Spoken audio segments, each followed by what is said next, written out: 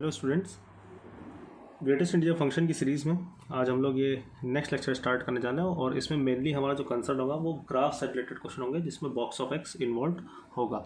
तो उसी सीरीज़ में पहला क्वेश्चन है कि find the area bounded by graph of following, और उसमें पहला क्वेश्चन है कि box of x plus box of y is equals to 2 where x is greater than और equal to 0 and y is greater than और equal to 0। तो हमें इसका ग्राफ बना के ये देखना है कि इसके बॉक्स में कितने, इसका एरिया जो बनेगा वो कितना एरिया बाउंड करेगा कोऑर्डिनेट एक्सिस के साथ। ठीक, तो कैसे किया जाए? तो box of x plus box of y 2 है, और अगर इसमें हम देखें तो हमें क्वेश्चन में दे रखा है, अभी लिखा था कि एक्स ग्रेटर देन और equal to 0, y greater than equal to 0, तो जो भी ग्राफ बनेगा वो फर्स्ट क्वाड्रेंट में बनेगा। ठीक है, अब देखो बॉक्स ऑफ एक्स भी इंटीजर होगा, बॉक्स ऑफ वाई भी इंटीजर होगा, और इंटीजर प्लस इंटीजर इंटीजर लिखा हुआ है। तो ये देख लें कि टोटल कितने केस बन सकते हैं। तो अगर हम बॉक्स ऑफ एक्स को ले लें 0, ठीक है, तो अगर हम लोग ने बॉक्स ऑफ एक्स को ले लिया 0, तो पहली बात तो एक्स की वैल्यू कहाँ से कहाँ हो जाएगी? अगर बॉक्स ऑफ एक्स 0 है तो एक्स की वैल्यू हो जाएगी 0 से 1। ठीक है, और बॉक्स ऑफ एक्स 0 रखोगे तो इक्वेशन क्या बनेगी? बॉक्स ऑफ वाई कितना हो जाएगा? 2 हो जाएगा। तो जब बॉक्स ऑफ एक्स 0 है तो बॉक्स ऑफ वाई 2 होगा, और बॉक्स ऑफ वाई 2 होने का मतलब है कि वाई कहाँ से कहाँ होगा? वाई होगा 2 से 3। सही है कि नहीं? पक्की बात। तो ये पहला केस हो गया कि जब बॉक्स ऑफ एक्स 0 है। ऐसे ही मैं फर्दर आगे के 2 केस लिख देता हूँ। आगे के मैंने 2 केस लिख दिए, देखो कि box x is equals to 1 अगर रख देंगे तो पहली बात तो x 1 से 2 होगा, और बॉक्स x यहाँ पर 1 रखोगे तो बॉक्स ऑफ y कितना आ जाएगा? 1। तो y कितना हो जाएगा? 1 से 2। तो जब बॉक्स x 1 होगा तो बॉक्स y भी 1 होगा।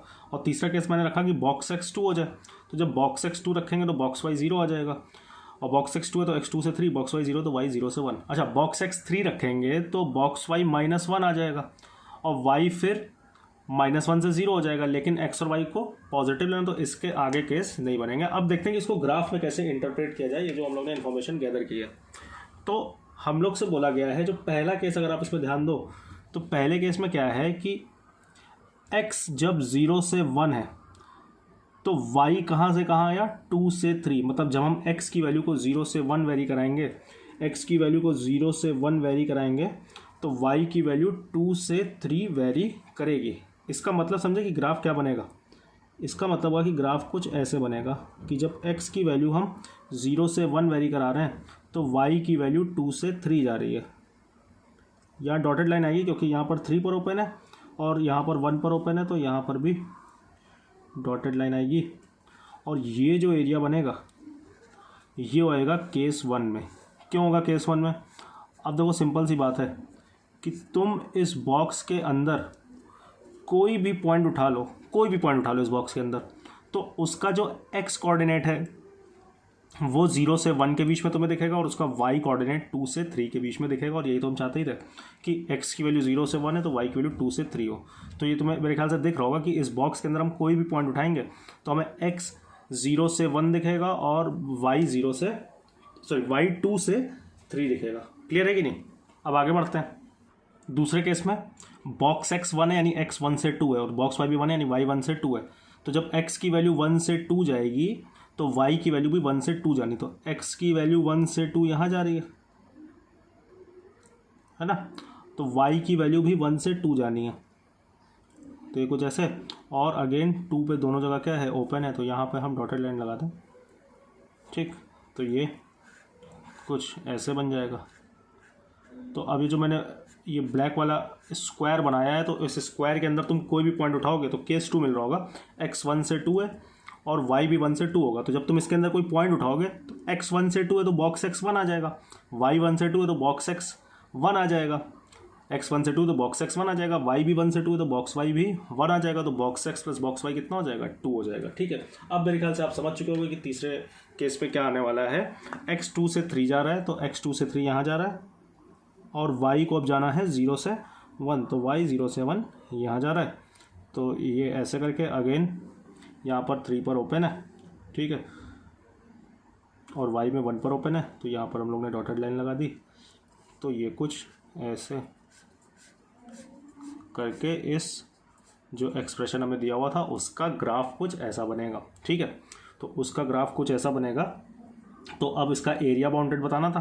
तो ये 3 स्क्वायर बने जिसकी साइड लेंथ कितनी 1, तो 1 यूनिट का ये स्क्वायर, 1 यूनिट का ये स्क्वायर, 1 यूनिट का ये स्क्वायर, तो एरिया कितना हो गया 3 यूनिट स्क्वायर, है ना। तो बढ़िया क्वेश्चन था, मज़ेदार क्वेश्चन था, और मेरे ख्याल से सभी को क्लियर होगा कि हम लोग ने यहाँ पर कैसे इसको सॉल्व किया। कोई डाउट हो तो आप कमेंट में नीचे पूछ सकते हो। अब अगले क्वेश्चन की तरफ बढ़ते हैं। नेक्स्ट क्वेश्चन है मॉड एक्स का बॉक्स प्लस मॉड वाई का बॉक्स इज इक्वल्स टू 2। तो अगर किसी ने पिछला क्वेश्चन बहुत अच्छे से समझा होगा तो एरिया बाउंडेड बताना है इसमें भी, तो वो उसका आंसर बहुत जल्दी से बता सकता है। लेकिन अगर नहीं भी हम बता पा रहे तो हम पूरा लॉजिक समझेंगे कि हम लोग इसको कैसे सॉल्व करेंगे। तो मॉड होता है तो हम लोग केस बनाते हैं ना।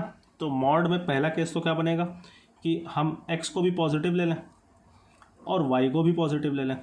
तो जब x को पॉजिटिव लेंगे y को पॉजिटिव लेंगे तो मॉड प्लस से ओपन हो जाएगा, मॉड के अंदर की चीज़ पॉजिटिव हो जाएगी। तो box x plus box y is equals to कितना आ जाएगा 2 आ जाएगा। और ये क्या बन गया, ये तो पिछला वाला ही क्वेश्चन बन गया, ठीक है कि नहीं।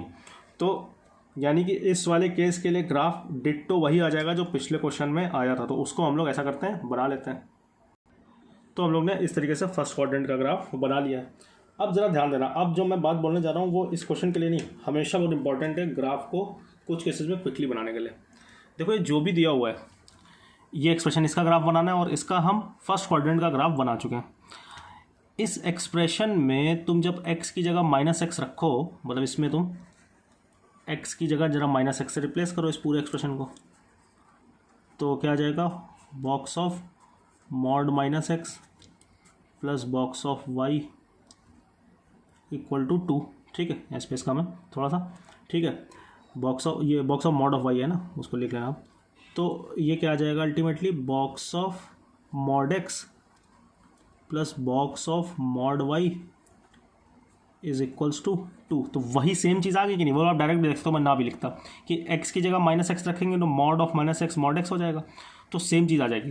तो अब जो मैं बोलने जा रहा हूँ पॉइंट, उसको एकदम अच्छे से ध्यान रखना। दुनिया के किसी भी ग्राफ में अगर x की जगह, किसी भी ग्राफ के एक्सप्रेशन में अगर x की जगह -x रखने से सेम चीज़ आ जा रही है तो वो ग्राफ y एक्सिस के अबाउट सिमेट्रिक होगा। दुनिया के किसी भी ग्राफ के एक्सप्रेशन में अगर x की जगह -x रखने से सेम चीज़ पलट के आ जा रही है तो वो ग्राफ y एक्सिस के अबाउट सिमेट्रिक होगा। तो अब यहाँ वाला ग्राफ हम कैसे बना लेंगे, सिमेट्रिक होना है इसको y एक्सिस के अबाउट, तो जैसा ग्राफ इधर बना है उसकी मिरर इमेज हम इधर बना लेते हैं, ठीक है ना, क्योंकि x की जगह -x रखने से सेम चीज़ आ गई तो ये ग्राफ y एक्सिस के अबाउट सिमेट्रिक होगा। तो ये ग्राफ इतना बन गया। अब जरा उस जिस एक्सप्रेशन का ग्राफ बनाना उस पर फिर से वापस जाओ। तो उसमें जब तुम देखो y की जगह -y रखोगे तो mod of -y mod y हो जाएगा, तो फिर से पलट के डिट्टो सेम एक्सप्रेशन आ जाएगा। तो अब दूसरी बात याद रखना कि दुनिया के किसी भी ग्राफ के एक्सप्रेशन में अगर तुम y की जगह -y रखते हो और सेम चीज़ पलट के आ जाती तो इसका मतलब होता है कि उस एक्सप्रेशन का ग्राफ x एक्सिस के अबाउट सिमेट्रिक होगा। अगर y की जगह -y रखने से सेम चीज़ आ जाती है तो उस एक्सप्रेशन का ग्राफ x एक्सिस के अबाउट सिमेट्रिक होगा। तो अब क्या करेंगे, x एक्सिस के अबाउट सिमेट्रिक होना तो कि जो ग्राफ ऊपर बना है सेम वही ग्राफ नीचे आएगा, तो इसकी मिरर इमेज ले लेंगे, तो उसको भी जल्दी से बना लेते हैं। तो ये हम लोग का फाइनल ग्राफ बन जाएगा। और अब अच्छा, तो एरिया बताना था तो मैं ही करता, अगर किसी को थोड़ा बहुत नॉलेज है तो वो स्टार्टिंग से ही बता सकता था, इस क्वेश्चन पढ़ते ही। तो पिछले का 3 आया था, तो इसमें कितना आ जाएगा 3, 3, 6, 3, 9 और 3, 12। तो इसमें एरिया फाइनल कितना आ जाएगा 12 यूनिट स्क्वायर। तो इस क्वेश्चन से ज़्यादा जो मैंने क्वेश्चन में बातें बोली हैं वो आपके लिए इंपॉर्टेंट है, वो आपको ध्यान रखनी है। किसी भी एक्सप्रेशन में x की जगह -x रख दें तो उस और सेम चीज़ आ जाए तो उसका ग्राफ y एक्सिस के अबाउट सिमेट्रिक, और y की जगह -y रखने पर सेम चीज़ आए तो उसका ग्राफ x एक्सिस के अबाउट सिमेट्रिक। ठीक है, चलो अब आगे बढ़ते हैं। अब एक graph related to box of fx, मतलब पूरे फंक्शन पे अगर हम बॉक्स लगा दें, जैसे y is equals to sine x है और इसकी मदद से मैं बनाना है y is equals to box sine x का ग्राफ, है ना, या y is equals to 2 cos x है तो उसका ग्राफ ना बना के हमें किसका बनाना है, बॉक्स ऑफ 2 cos x का। मतलब पूरे फंक्शन का ग्रेटेस्ट इंटीजर लगा दे तो ग्राफ में क्या चेंजेस आ जाएंगे, तो काफ़ी ज़्यादा चेंजेस आ जाएंगे पहली बात तो। दूसरी बात कि जो भी फंक्शन होगा इसका आउटपुट, यानी कि इसकी रेंज अब हमेशा इंटीजर आने वाली है, क्योंकि आउटपुट गवर्न कौन कर रहा है, ग्रेटेस्ट इंटीजर फंक्शन, और उसके बाहर से हमेशा इंटीजर ही निकलता है। ठीक है, अब तुम ऐसे समझो कि ये साइन एक्स का ग्राफ बना हुआ है 0 से 2 पाई में, तो ये पॉइंट्स लिखना चाहो तो लिख लो, ये π/2 हो जाएगा, ये पाई हो जाएगा, ये 3π/2 हो जाएगा और ये 2π हो जाएगा, है ना। तो 0 से 2π में ग्राफ बनाना सफिशिएंट है, क्योंकि साइन एक्स पीरियोडिक फंक्शन होता है, आगे सेम ग्राफ रिपीट होता जाएगा।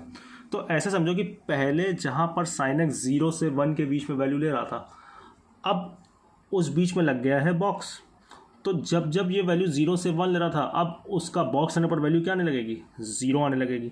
जैसे 0 क्लोज से π/2 ओपन तक साइन की वैल्यू 0 से 1 जा रही थी, तो अब 0 से 1 ना जाके, क्योंकि उसका बॉक्स ले रहा तो वैल्यू कितनी हो जाएगी, 0 हो जाएगी।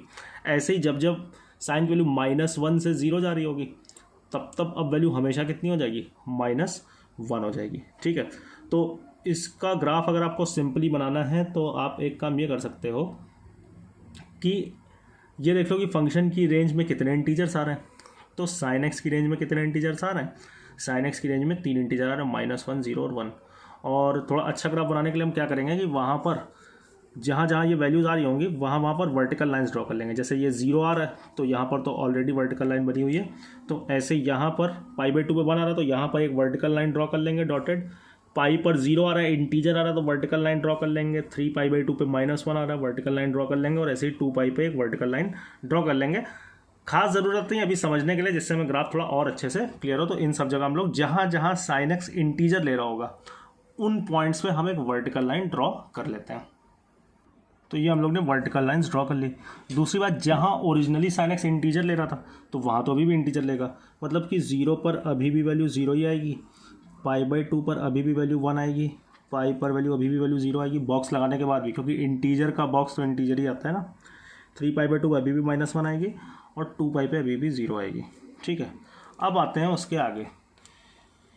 0 से π/2 तक जाने तक साइन एक्स की वैल्यू 0 से 1 के बीच में थी, तो अब उसका बॉक्स लग के वैल्यू कितनी हो जाएगी, 0 हो जाएगी। तो हम यहाँ से यहाँ तक पहुँच जाएंगे। और चूंकि π/2 पे हमें वैल्यू यहाँ ना रीड करके यहाँ रीड करनी, π/2 वैल्यू 1 है, तो यहाँ पर क्या लगा देंगे, ओपन सर्किल लगा देंगे। ठीक है, फिर π/2 से पाई तक वैल्यू क्या जा रही थी, π/2 से पाई तक वैल्यू जा रही थी अपनी 0 से 1। फिर से देखो, फिर से ग्राफ 0 से 1 के बीच में, तो अगेन बॉक्स कितना आ जाएगा, 0। तो यहाँ से यहाँ तक कुछ ऐसा ग्राफ बन जाएगा। जो भी हमें ब्लू से दिख रहा है वो हमारे बॉक्स साइन एक्स का ग्राफ है। ठीक, चलो अब आगे बढ़ते हैं। पाई से 3π/2 तक साइन की वैल्यू -1 से 0 है। ठीक है, तो पाई से 3π/2 तक साइन एक्स की वैल्यू -1 से 0 है। तो -1 से 0 के बीच की वैल्यू का बॉक्स कितना होता है, -1। तो अब इन सारे पॉइंट्स पे वैल्यू क्या आएगी, -1 आएगी। सिर्फ पाई पे 0 आएगी, तो पाई पे क्लोज सर्किल हम ऑलरेडी लगा चुके हैं। तो जब यहाँ से हम -1 की लाइन निकालेंगे तो इस जगह पर ओपन लगा देंगे। इस जगह पे ओपन लगाने का मतलब है पाई पे वैल्यू यहाँ ना रीड करके यहाँ रीड करनी है। ठीक, 3π/2 से 2π जाने में भी साइन एक्स की वैल्यू कहाँ से कहाँ जा रही है, -1 से 0 जा रही है। तो अगेन उसका ग्रेटेस्ट इंटीग्रल पार्ट, कोई नंबर -1 से 0 आता तो उसका इंटीग्रल पार्ट कितना होगा, 0 होगा, सॉरी -1 होगा। -1 से 0 आता तो उसका इंटीग्रल पार्ट -1 होगा। तो यानी 3π/2 से 2π के बीच में हमेशा वैल्यू क्या रहेगी, -1 रहेगी। और चूंकि 2π पर वैल्यू हमें यहाँ रीड करनी है तो यहाँ पर ओपन लगा देंगे, है ना। तो ये जो भी आपको ब्लू से दिख रहा है ग्राफ, वो किसका है, बॉक्स ऑफ साइन एक्स का। ठीक है, इसमें कई बुक्स में स्टेप्स भी दे रखे हैं, लेकिन वो स्टेप्स वगैरह याद नहीं रहता है। आप सिंपल लॉजिक से बनाओ, आपका ग्राफ कभी गलत नहीं होगा। पहली चीज़ ये ध्यान रखो कि इंटीजर पर ओरिजिनली वैल्यू इंटीजर आ रही थी तो अब भी इंटीजर आएगी। और दूसरी चीज़ ये रखो कि वर्टिकल लाइन्स बना लो तो थोड़ा ग्राफ देखने में अच्छा लगता है। ठीक है, फिर जैसे मान लो कोई ग्राफ हो कि वो किसी सर्टेन इंटरवल में 2 से 3 ले रहा है, तो अब उसका बॉक्स कितना हो जाएगा उस इंटरवल में, हमेशा 2 हो जाएगा। ठीक, चलो नेक्स्ट ग्राफ की तरफ बढ़ते हैं। Box of 2 cos x। ठीक, तो cos x की रेंज -1 से 1 होती है, तो बॉक्स ऑफ 2 cos x की रेंज -2 से 2 होगी। cos x की रेंज -1 से 1, तो 2 cos x की रेंज -2 से 2। लेकिन हमें इसके बॉक्स का ग्राफ बनाना है, तो पहले तो वही करेंगे, जहाँ जहाँ ये इंटीजर बन रहा है वहाँ हम लोग वर्टिकल लाइंस ड्रॉ कर लेते हैं पिछले क्वेश्चन की तरह। ठीक, फिर आगे की बात सोचते हैं। तो वही कर लिया कि जहाँ जहाँ इंटीजर आ रहा था, तो मतलब जहाँ जहाँ इंटीजर बन रहा था वहाँ वर्टिकल लाइन ड्रॉ कर लिया। अभी एक्स कोऑर्डिनेट लिखते हैं ना, सोचते हैं कहाँ पे क्या आएगा। ठीक, तो 1 बन रहा था, वहाँ पे वर्टिकल लाइन ड्रॉ कर ली। ठीक है, 0 बन रहा था, वहाँ पे ड्रॉ कर ली। -1 बन रहा था, वहाँ पे ड्रॉ कर ली। -2 बन रहा था, वहाँ पे ड्रॉ कर ली। और 2 पर ये एक वाई एक्सेस है और 2 पर एक ये आ रहा है ना। अब ये जल्दी से आप थोड़ा सा अपना ट्रिग्नोमेट्री का नॉलेज यूज़ करके ये पॉइंट्स लिखने की कोशिश करते हैं। ठीक है, तो 2 cos x 1 तब बनेगा, 2 cos x 1 तब बनेगा जब cos x हाफ बनेगा। तो cos x हाफ सबसे पहले कहाँ पर बनेगा, π/3 पर। ठीक है, तो इसके करस्पॉन्डिंग पॉइंट क्या मिल गया, पाई/3 और फिर वापस यहाँ पर कब बनेगा cos x half 2 pi minus pi, ये 2 पाई पॉइंट है तो 2 पाई माइनस पाई/3 कितना हो जाएगा 5 पाई/3। फिर 2 कॉस एक्स 0, जहाँ पर कॉस एक्स 0 तो कॉस एक्स 0 होता है पाई/2, तो ये पॉइंट हो जाएगा पाई/2 और सिमिलरली ये पॉइंट हो जाएगा 3 पाई/2। ठीक, 2 कॉस एक्स -2 कब बनेगा जब कॉस एक्स -1 बनेगा, और कॉस एक्स -1 कहाँ पर बनता है पाई पर, तो ये पॉइंट हो गया पाई। अब 2 कॉस एक्स -1 तब बनेगा जब कॉस एक्स -हाफ बनेगा, तो कॉस एक्स -हाफ सेकेंड और थर्ड में बनेगा, तो सेकेंड में कहाँ बनेगा पाई माइनस पाई/3 यानी कि 2 पाई/3, और थर्ड में कहाँ पर बनेगा पाई प्लस पाई/3, तो पाई प्लस पाई/3 ये कितना हो जाएगा 4 पाई/3। एक बार पॉइंट चेक कर लेना, मेरे ख्याल से सही होना चाहिए ना, तो पाई प्लस पाई/3 4 पाई/3। अब जैसा कि पिछले में बोला था कि जहाँ जहाँ पहले ओरिजिनली इंटीजर ले रहा था वहाँ वहाँ भी इंटीजर लेगा, तो जहाँ पर इंटीजर पाई/3 पे पहले वैल्यू 1 आ रही थी तो अभी भी पाई/3 पे वैल्यू 1 आएगी, पाई/2 पे 0 आएगी, यहाँ पर -1 आएगी, यहाँ पर -2 -1 0 1 और 2। ठीक, अब पॉज करके आप पहले खुद से सोचना आगे क्या होगा। तो देखो 0 से पाई/3 में अगर तुम देखो तो ग्राफ 1 से 2 के बीच में जा रहा है कि नहीं जा रहा है, ग्राफ 1 से 2 के बीच में जा रहा है, तो 1 से 2 के बीच के नंबर का ग्रेटेस्ट इंटीजर कितना आएगा, 1 से 2 के बीच के नंबर का ग्रेटेस्ट इंटीजर कितना आएगा 1 आएगा, तो यहाँ पर ऐसे लाइन आ जाएगी, और चूंकि 0 पर वैल्यू में 2 रीड करनी, तो जहाँ पर भी देखो तुम्हें ऊपर सॉलिड सर्किल दिख रहा हो तो नीचे बस जहाँ से बना रहे हो ग्राफ वहाँ पे ओपन सर्किल बना दिया करो, तो यहाँ पे ये ओपन आ जाएगा।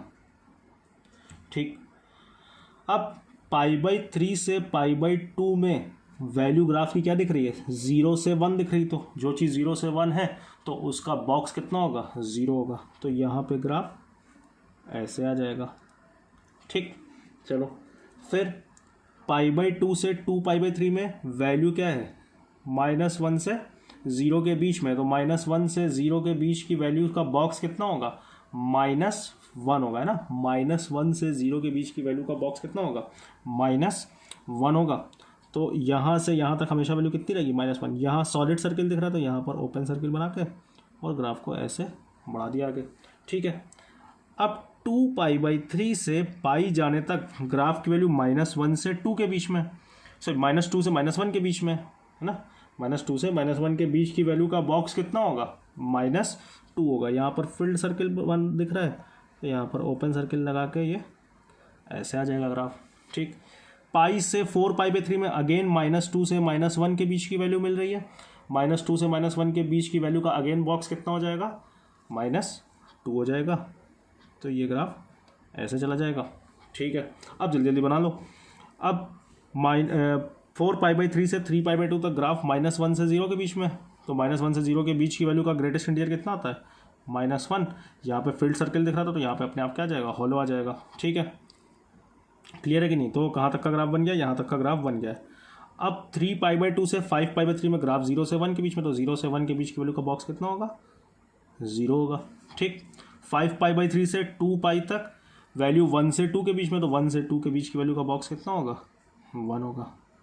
तो ये आपका ग्राफ बन गया बॉक्स ऑफ 2 cos x का, है ना। तो एक बार इसको देख के दोबारा खुद से बनाना बहुत आसान होता है ग्राफ ये बनाना, और आगे चल के जब आप कंटिन्यूटी एंड डिफरेंशियबिलिटी चैप्टर पढ़ोगे तो ये सब चीज़ें आपकी काफ़ी हेल्प करेंगी। इनफैक्ट डेफिनेट इंटीग्रेशन चैप्टर में भी ये सब चीज़ें आपकी काफ़ी हेल्प करेंगी। तो आप इसको बहुत अच्छे से समझो, एक बार देखो, 2 बार देखो, 3 बार देखो, जब तक समझ में ना आए तब तक देखते रहो। और ऐसा कुछ है नहीं कि समझ में ना आए तो बड़ी आसानी से समझ में आ जाएगा, और कोई डाउट हो तो आप कमेंट में पूछ भी सकते हो। तो अब हम लोग नेक्स्ट ग्राफ की तरफ बढ़ते हैं। तो इस वाले मैंने बॉक्स ऑफ x² का ग्राफ बनाना है, तो मैंने x² का ग्राफ बना लिया। ये पिछले में काफ़ी एक्सप्लेन कर चुका है तो इसमें जल्दी से बनाते हैं। x² का ग्राफ बना लिया और ये देख लिया कि इंटीजर्स कहाँ कहाँ पर क्या क्या वैल्यू आएंगी, तो 0 आएगी, 1 आएगी, 2 आएगी, 3 आएगी। तो जहाँ पर 1 आ रहा था वर्टिकल लाइन ड्रॉ कर ली, और ये 1 बनेगा कहाँ पर जब x की वैल्यू भी 1 होगी। जहाँ पर 2 आ रहा था उसके करस्पॉन्डिंग वर्टिकल लाइन ड्रॉ कर ली, और ये 2 बनेगा कहाँ पर √2 पर बनेगा और -√2 पर बनेगा। ऐसे ही 1 -1 पर भी बना था वो भी बना लिया। जहाँ पर 3 आ रहा था वर्टिकल लाइन ड्रॉ कर ली, और ये 3 बनेगा कहाँ पर √3 और -√3। ऐसे ही ऊपर जाता जाएगा ग्राफ, तो थोड़ा बहुत बना लेते हैं, बाकी आगे का तो हम बना ही लेंगे ना। तो ऐसे ही आगे चल के 4 पे बनाएंगे, तो 4 कहाँ बनेगा 2 और -2 पे। ठीक है, अब जल्दी से ग्राफ बनाते हैं। तो जहाँ जहाँ पहले इंटीजर आ रहा था वहाँ वहाँ भी इंटीजर आएगा, तो यहाँ इंटीजर आएगा, यहाँ इंटीजर आएगा, यहाँ इंटीजर आएगा और यहाँ इंटीजर आएगा। ठीक, 0 से 1 तक जाने में वैल्यू ग्राफ की 0 से 1 के बीच में, तो 0 से 1 के बीच की वैल्यू का बॉक्स कितना होता है 0। चूँकि यहाँ पर सॉलिड सर्किल है तो यहाँ पर क्या आएगा ओपन आएगा, मतलब 1 पर वैल्यू यहाँ रीड करनी है। 1 से √2 ग्राफ बनाने में y की वैल्यू जो है वो 1 से 2 जा रही है, तो 1 से 2 की वैल्यू का बॉक्स कितना होगा 1 होगा। ऐसे ही √2 से √3 जाने में ग्राफ की वैल्यू 2 से 3 जा रही है, तो उसका 2 से 3 की वैल्यू का बॉक्स कितना होगा 2 होगा। ठीक, अब इधर का ग्राफ बनाने के लिए हमें ये सब सोचने की ज़रूरत नहीं है। इस एक्सप्रेशन में x की जगह -x रखो, फिर से वही चीज़ पलट के आ रही है, तो इसका ग्राफ क्या होगा y एक्सिस के अबाउट सिमेट्रिक होगा। तो बस इसी की मिरर इमेज ले लेंगे तो पीछे का ग्राफ आ जाएगा, तो वो कुछ ऐसा हो जाएगा। ठीक है ना, तो बहुत अच्छी चीज़ है, आसान सी चीज़ है, इंपॉर्टेंट चीज़ है। बॉक्स ऑफ एफ एक्स के ग्राफ जो है वो ज़्यादा इंपॉर्टेंट होते हैं कंपेयर टू जो भी हम आगे पढ़ने जा रहे हैं एफ ऑफ बॉक्स एक्स। तो बॉक्स ऑफ एफ एक्स के ग्राफ आप बहुत अच्छे से समझना और खुद से भी प्रैक्टिस करना। चलो अब आगे बढ़ते हैं। चलो, तो एफ ऑफ बॉक्स एक्स का ग्राफ बनाना है और उसमें हम लोग एक एग्जांपल जो ले रहे हैं वो है ग्रेटेस्ट इंटीजर एक्स का स्क्वायर। देखो जो पिछला हम लोग ने किया था वो ये चीज़ थी, पिछला वाला जो हम लोग ने लिखा था वो ऐसे था, है ना, कि पहले एक्स स्क्वायर था फिर बॉक्स था। अब कि पहले बॉक्स है और फिर स्क्वायर है, तो इसमें क्या होगा, देखो इसमें ये होगा पहली चीज़ तो कि जैसे x की वैल्यू 0 रखोगे तो आंसर क्या आएगा 0 आएगा। अब मान लो तुमने x की वैल्यू 1/2 रखी, तो एक्स स्क्वायर फंक्शन में, पर इसमें किया क्या गया है, एक्स स्क्वायर फंक्शन में x की जगह बॉक्स x कर दिया गया, तो ये चीज़ आ गई है ना। तो इसका ग्राफ बनाएंगे किसकी हेल्प से, एक्स स्क्वायर की हेल्प से ही बनाएंगे, है ना। कि हम लोग ने इसमें क्या किया कि एक्स स्क्वायर में x को बॉक्स x से रिप्लेस कर दिया है, तो ये चीज़ आ गई है। तो जो इसका लॉजिक बनाएंगे वो एक्स स्क्वायर के ग्राफ से बनाएंगे, वो हम लोग ने बना रखा है। ठीक है, तो इसमें 0 पर वैल्यू 0, इसमें भी 0 पर वैल्यू 0, इसमें 1/2 पर वैल्यू 1/4, लेकिन इसमें 1/2 पर वैल्यू कितनी आएगी 1/2 का बॉक्स 0 होगा, तो वैल्यू कितनी आ जाएगी 0 ही आ जाएगी। इसका ग्राफ काफ़ी आसान होता है। इसमें 0.9 पर वैल्यू आएगी 0.81, इसमें 0.9 पर वैल्यू कितनी आएगी 0 ही आएगी। क्यों, क्योंकि 0.9 का ग्रेटेस्ट इंटीजर 0 होगा और 0 पर वैल्यू कितनी हो जाएगी 0। इसका मतलब क्या हुआ कि पहले जहाँ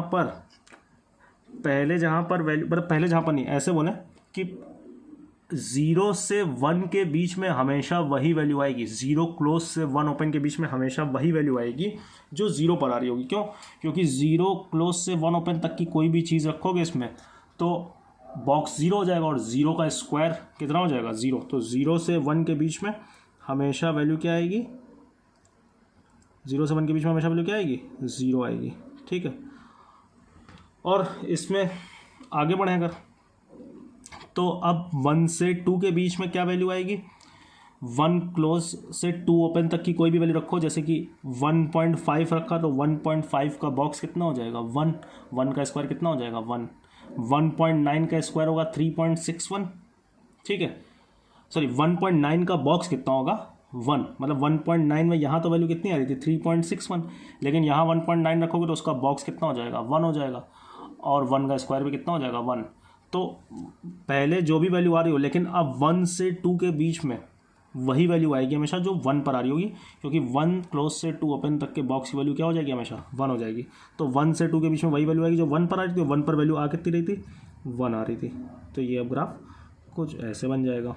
ठीक, अब 2 से 3 में आते हैं, तो x की वैल्यू 2 से 3 तक यहाँ रखो तो यहाँ तो कुछ वेरी कर रहा होगा, लेकिन अब x की वैल्यू तुम 2 से 3 तक कुछ भी रखोगे तो यहाँ पर तो 2 रखोगे तब भी 4 आएगा, 2.1 रखोगे तो 2.1 का बॉक्स 2 होगा तब भी 4 आएगा, 2.9 रखोगे 2.9 का बॉक्स 2 होगा तब भी 4 आएगा। तो अब 2 से 3 के बीच में वही वैल्यू आएगी जो पहले 2 पर आ रही थी, वो कितनी आ रही थी 4। तो अब ये कुछ ऐसे हो जाएगा, ऐसे ही 3 पर 9 और ऐसे करके चलता रहेगा। वही चीज़ इधर भी देख लेते हैं, -1 से 0 के बीच की कोई भी वैल्यू रखो तो -1 क्लोज से 0 ओपन तक की वैल्यू का बॉक्स कितना होता है -1। तो अब जैसे -1 रखोगे तो भी 1 आएगा, मान लो -0.5 रख दो तो उसका बॉक्स भी -1 होगा, -1 का स्क्वायर कितना आ जाएगा 1 आ जाएगा। तो यानी कि -1 से 0 में वही वैल्यू आएगी, पहले वही वैल्यू आएगी अब जो पहले -1 पर आ रही थी। पहले -1 पर कितनी आ रही थी 1 आ रही थी। ठीक, -1 का स्क्वायर कितना हो रहा था 1 हो रहा था। ऐसे ही -2 से -1 के बीच की किसी भी वैल्यू का बॉक्स कितना हो जाएगा -2, और -2 का स्क्वायर कितना हो जाएगा 4। तो यानी कि -2 से -1 में अब वही वैल्यू आएगी जो पहले कहाँ पर आ रही होगी, -2 पर आ रही होगी, और वो कितनी आ रही थी, 4 आ रही थी। तो ये कुछ ऐसे हो जाएगा। ऐसे ही -3 से -2 का बॉक्स -3 होगा, तो -3 से -2 में हमेशा वैल्यू कितनी आ जाएगी, ऊपर जाके 9 आ जाएगी। ठीक है कि नहीं। तो इसको भी आप देख लेना अच्छे से। ये उतना इंपॉर्टेंट नहीं है जितना पिछला वाला इसका इंपॉर्टेंट था, बॉक्स ऑफ एफेक्ट्स। लेकिन इसमें भी कोई डाउट हो तो आप कमेंट करके बिना किसी दिक्कत के पूछ सकते हो। ठीक है। और यहाँ पर जैसे 0 पर वैल्यू हमें यहाँ पर रीड करनी, यहाँ पर नहीं रीड करनी। 1 पर वैल्यू यहाँ ना रीड करके यहाँ रीड करनी, क्योंकि 1 पर वैल्यू कितनी आएगी 1। 2 पर वैल्यू यहाँ ना रीड करके यहाँ रीड करनी, तो 2 पर वैल्यू कितनी आएगी 4, है ना। तो इसको एक दो बार आप देखोगे तो अपने आप क्लियर हो जाएगा। चलिए, थैंक यू वेरी मच।